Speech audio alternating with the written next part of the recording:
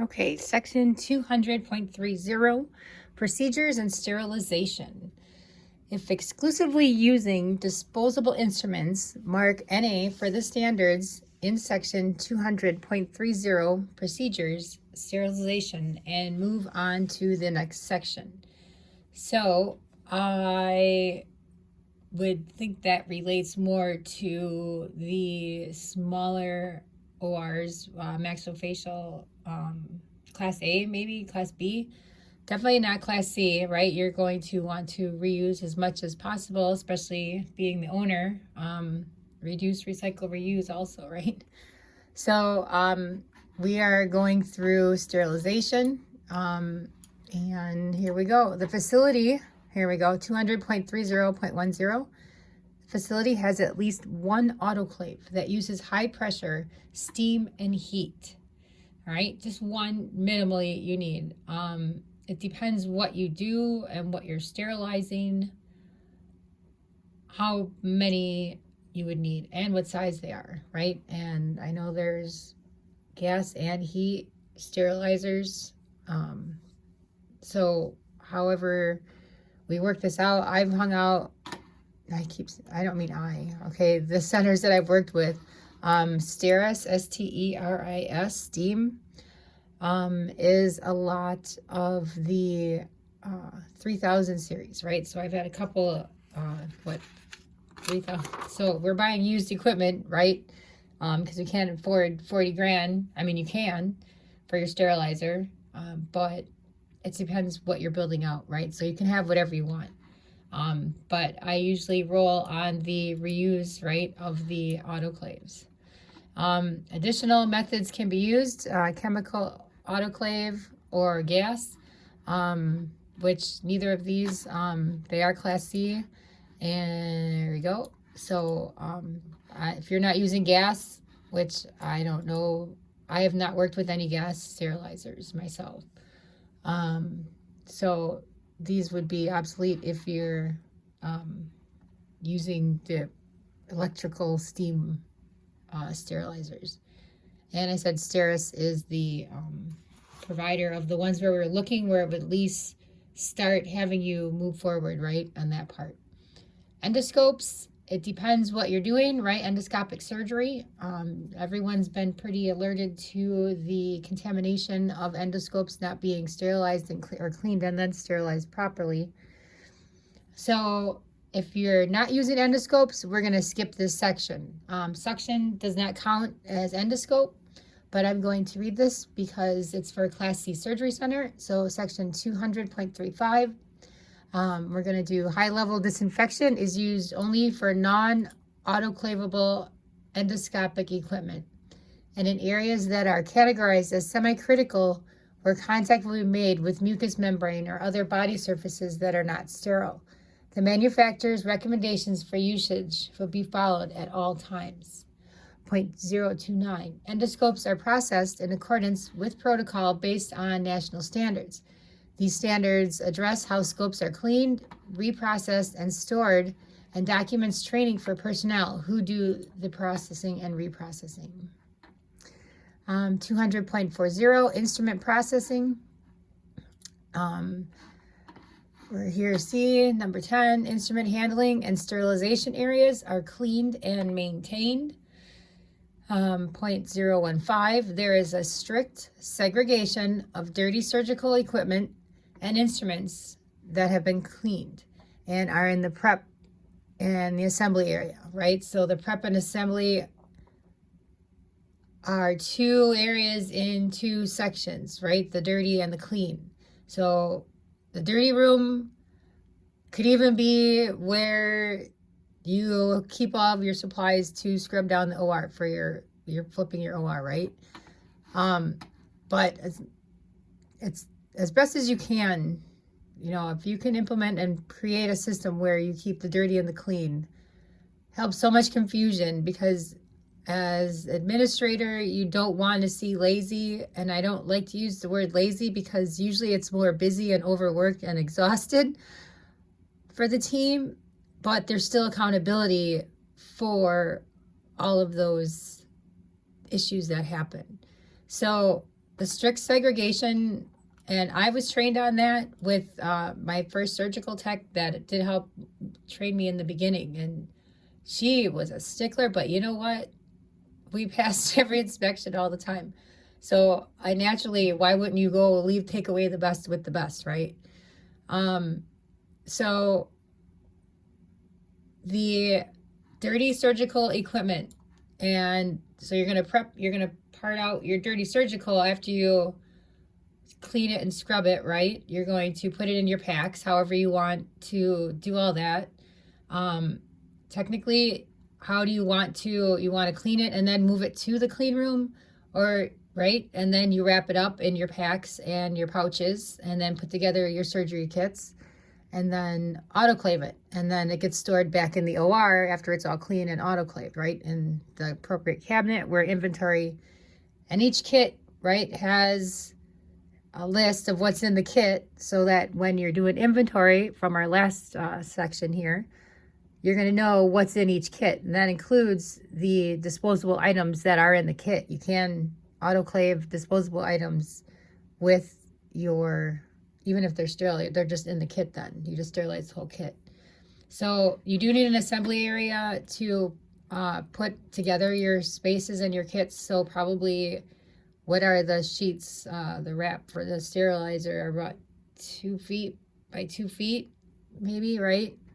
So you're going to need space there, and then space to contain the instruments. It's nice to have a sink in there, also in the clean room, just in case when you're wrapping, even though everything came out of the dirty room and you scrub down, the matter off of the instruments and debris, that sometimes something gets through. So always, pay attention, doctors, if you're using the instruments and you're seeing that your instruments aren't being scrubbed correctly, do make sure that you do write this down and notify your teammates, because they're jeopardizing a lot also, right? And the proof of the endoscopes not being clean, so you can sterilize something but still carry matter, correct, to the next area, patient, wherever it touches. Number 0.20, or C here, the instrument preparation and assembly area, the clean utility area, is separated by walls or space from the instrument cleaning area, the dirty utility area. Or there is a policy to clean and disinfect the dirty utility area before preparing and assembling packs for sterilization. And this really nice way, if you can't have 2 rooms, which you don't break out anything to put packs together until you have all your instruments laying out on a towel, drying to the best of their ability, right, from the initial scrub. And don't forget bloodborne pathogen safety. And it's not in this section, but my gosh, this is where most, as OSHA reporter for the groups that I worked with, the most sticks we had anywhere was the darn surgical techs, because they are so rushed, right? They have so much to do between the instruments. And it depends how high volume your clinic is, what procedures you're doing. Everyone has different procedures. But I just have to tell you, the sticks, the K-wires, the sharps, as much as they just were poked and I mean, no detriment, right? Everyone was up to their hip and everything else, but just be very careful. Take time to plan this area out, because your team members do spend time in there cleaning and then disinfecting and then assembling, right? The other recommendation for this area of the clean and dirty which is I want to say that you lay out the instruments to dry, right, on whatever you want to use, bibs or whatever. Obviously something that's disposable, washable, or sterilizable, right? So you lay out the instruments that you're going to repackage and put into the sterilizer. You can sterilize without a package, but it doesn't make sense, right? and you lay it out. We had, a lot of times, is the 2 by 2 foot tables. So they have rolling tables. So you can move the tables around, right, however you need them. So you can use whichever area works best for your team member that does that work. Make sure the autoclave door opens the correct direction from where they're pulling the packs out. I've had seen mistakes made that way where they had to go around the door in a small space to get the hot stuff out, and well, even if it's cooling, it's still hot. And if there's a table that can go underneath the sterilizer, right, like that moving table, they can just pull it out and slide it onto this stainless steel table. A lot of things around there.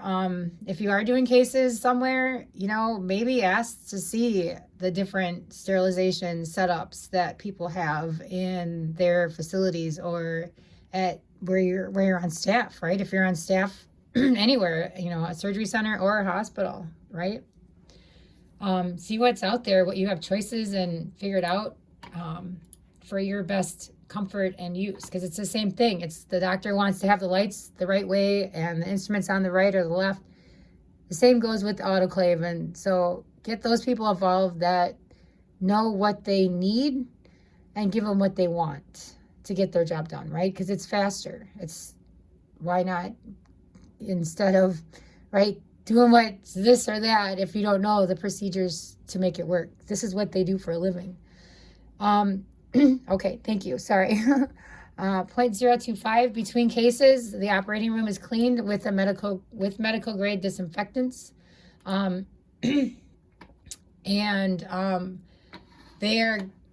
a good chance for this 0.25 that he's going, or she, the inspector, would ask to see what are you using, right? And then when is your terminal clean done? Right? Terminal clean would be to go up as high as the ceiling if you can, right? Because you want to capture, like, I think we did it once a month for, mostly it was recommended for terminal cleaning.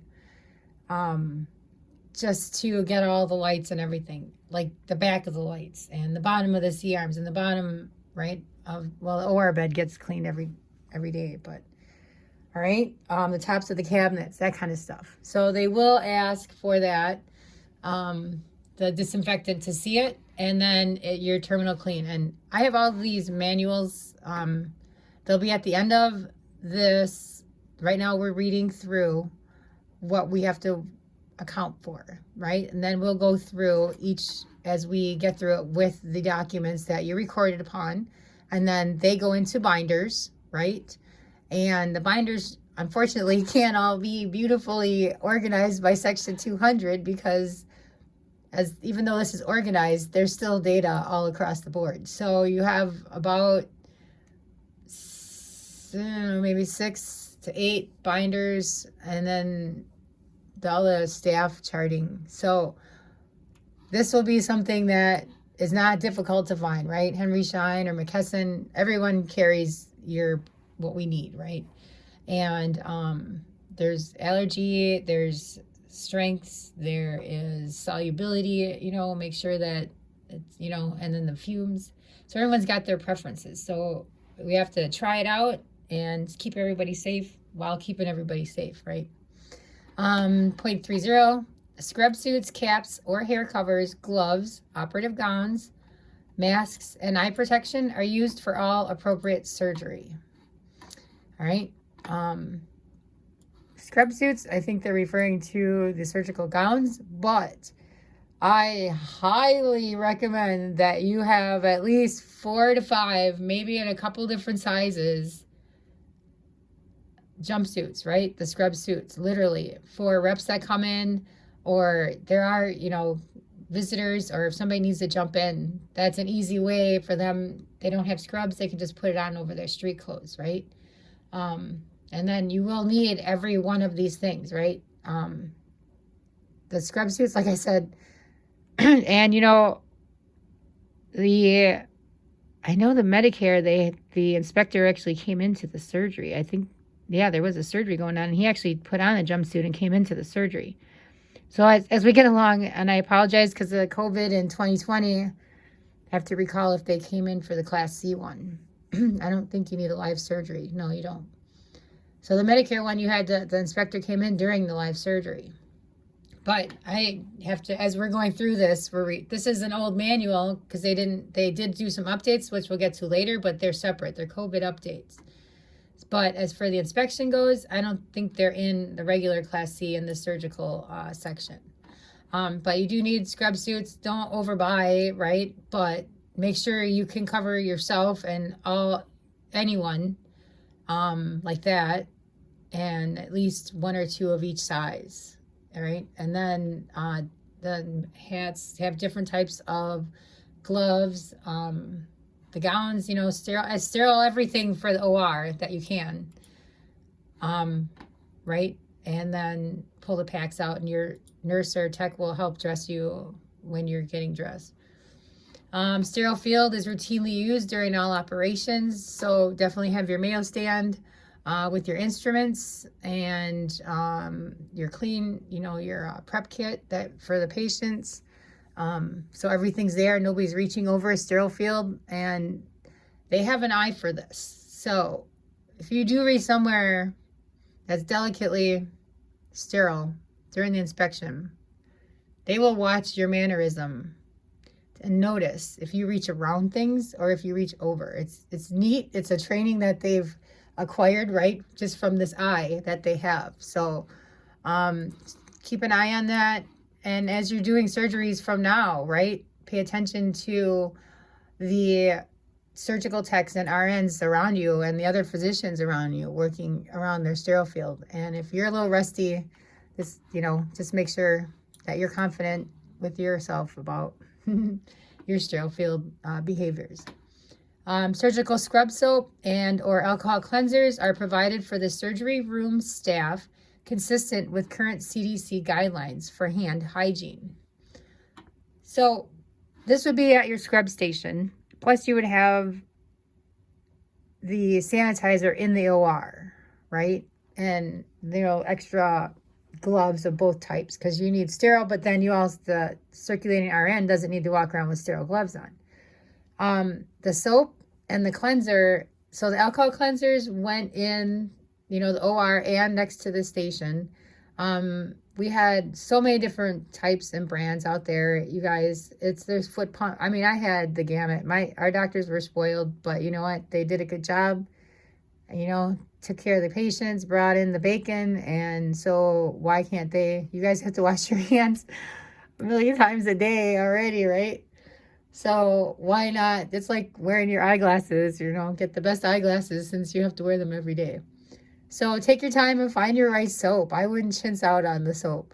But over your scrub sink, and always, keep your scrub sink and that area just like it is in the hospital. There's no reason to turn it into, like your bathroom sink, right? You want to keep as professional of an appeal, and it'll make you feel the same way, like you're walking into a hospital, which you are. You're walking into your own, right? Which there's a lot of pride that goes with that. So the surgery room staff, you can come around with that. The CDC guidelines, I have to say, I just went to cdc.gov, right? And what I looked in was a hand hygiene poster, right? So then,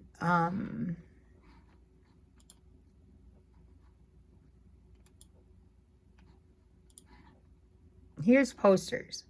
And I did I like this one, keep calm and wash your hands, because that one, no matter what, everybody should have one of those close right before they need, right? We don't have meditation before surgery, but it should be there if it's not. But they do have this hand washing website, right? And then I'm on the physician side, training education. So when and how to wash your hands, training.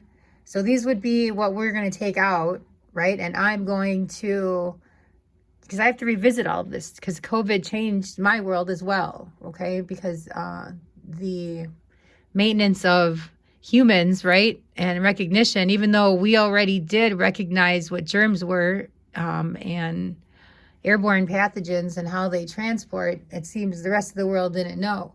So we're going to revisit this new education that they brought out. So I'd say go into CDC.gov, and it took me to healthy water. It seems to be the one that has the neatest part. It's called hygiene, training, and education. But CDC.gov, healthy water. And I got there through going to the bottom. Where did I click? Here. Oh, well, I don't recall which one of these I clicked on. But CDC posters is where I started. Healthy water, if you can remember healthy water. Right? And then the posters, print out some posters and put them in your sleeves, right? It'll keep you guys reminded all the time. Even as a physician, we all get spun around all the time. Any of your team members do. And anyone that can remind someone one more time in a kind way, right? Just point at the sign or something. You don't have to say a word to draw attention, but that's how it goes. So the guidelines will be followed. And then when you're doing this with the surveyor, you literally would point at the signs sitting or hung above your soap and alcohol cleansers, right? Right? So we call it sanitizer, but they're calling it cleansers. Okay, you're not going to rinse alcohol, but that's what it is. So you want like a cleansing alcohol scrub. They have so much. McKesson does, Hammy Shine. Those were probably my two big ones for, I think I ended up with McKesson at the end. Back to McKesson. We went around in a circle with them. All instruments, we're going next one here. 045, all instruments used in patient care are sterilized where applicable. So when you know cases are coming, you want your girls in there making sure everything is sterilized because you want the best results for your patients, for your liability, for your facility, for life, right? Sterilizer logs, monitoring records are reviewed and stored for a minimum of 3 years. So those we usually just toss underneath the sterilizer, the ones that aren't in use, right? But you buy the sterilizer log literally with the test devices from the vendor, and we just, it's like a maybe 6-inch book or something like that. 6-inch, like a recipe card book almost. And so that would be saving those for 3 years, and then you just toss them. So those, when you're doing inventory, because you're opening every door for the most part, right? Okay, I'm going to go to, the spore test. We'll finish this. Oh, this is what I was speaking of, the spore tests. Or its equivalent is performed on each autoclave, and the results filed and kept for 3 years. So the spore test and the sanitizer logs kind of are the same, right? Sorry. I apologize. Spore test. Weekly spore test can be expensive. Don't chintz out because you need to make sure that your autoclave is doing correct. And then when you have to do your attestation, what is it, the 3-year attestation they said, you do have to present all of these reports. And the spore tests have a little ticket, right, that you put in, right, with the sterilizer, right, like just like the packets have on them. So the spore test, I wonder if you could even use a packet from one that went in. But anyway, thank you. The spore test, right. So they would look at that log, and then if there was a discrepancy, then they might even get to the point to look to see where the repair was done, who did the repair, all of this stuff. So there can be a channel, because every piece of equipment in your OR has to be, you have to know the name, model number, manufacturer, the year that it was made, like the model, the year of the model. So there's, another binder for the medical equipment. And that there's protocol for remedial action to correct the sterilization process if a spore test is positive. No, we got ahead of ourselves. All right. Thank you.